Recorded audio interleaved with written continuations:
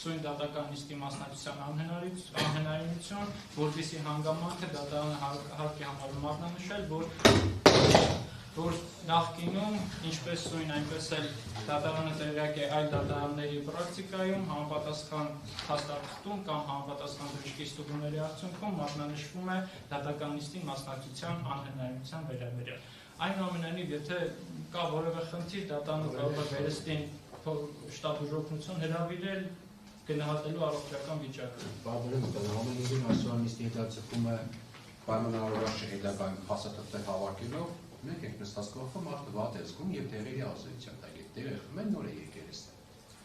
Հիմա իրեն միգուցե հարցնենք, ինքը իր առողջական վիճակը այս բանի բարվող չէ։ Ինքը ուղղակի նստած է եւ շատ բաների չի եկել։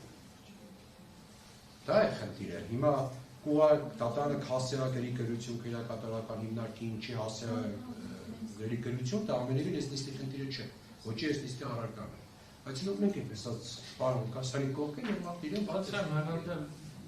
է զգում, դրա համար ենք ասում, որ այս բանին ինքը հաշվի առնելով երեք օր է սերդի շրջանում զգացողությունների կրողը դուք եք, ինչքան այդ պաշտպանների դիտարկումներ անեն, դատարանը խոսքը ձեր հետ տրամադրում։ Խնդրեմ,